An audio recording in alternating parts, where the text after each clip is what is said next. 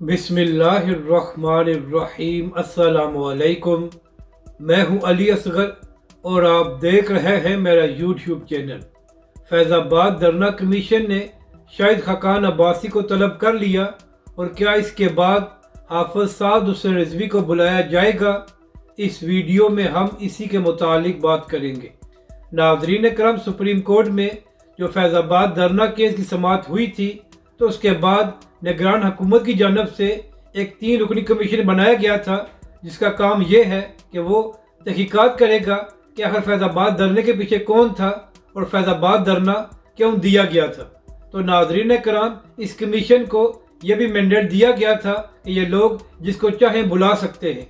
तो इसी हवाले से आज मीडिया पर खबर सामने आई है कि फैज़ाबाद धरना कमीशन ने उस वक्त के प्राइम मिनिस्टर शाहिद खाकान अब्बासी को तलब कर लिया है।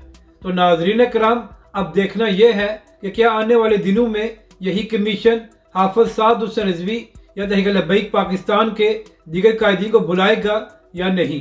क्योंकि नाज़रीन कराम, इससे पहले चाहे सुप्रीम कोर्ट हो या पाकिस्तानी मीडिया, वहाँ पर तहरीक लब्बैक पाकिस्तान का मौक़िफ़ पेश नहीं हुआ और पाकिस्तानी मीडिया पर तहरीक लब्बैक पाकिस्तान और उसके कायदी के खिलाफ यह प्रोपेगेंडा किया गया कि तहरीक लब्बैक पाकिस्तान ने किसी के कहने पर फैज़ाबाद का धरना दिया था।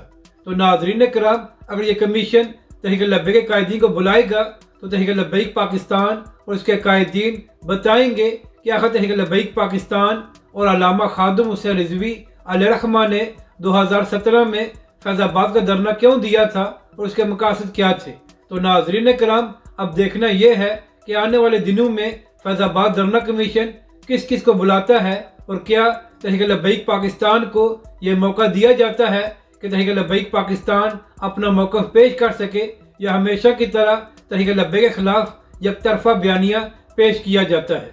तो नाज़रीन कराम, आने वाले दिन नहायत ही आम है, उससे ही मालूम होगा कि ये कमीशन किस तरह अपना काम करता है। लेकिन अगर तहरीक लब्बैक पाकिस्तान के कायदीन को बुलाया जाए तो तहरीक लब्बैक के कायदीन ज़रूर जाएँ और बताएँ कि आखिर तहरीक लब्बैक पाकिस्तान ने फैज़ाबाद का धरना क्यों दिया था।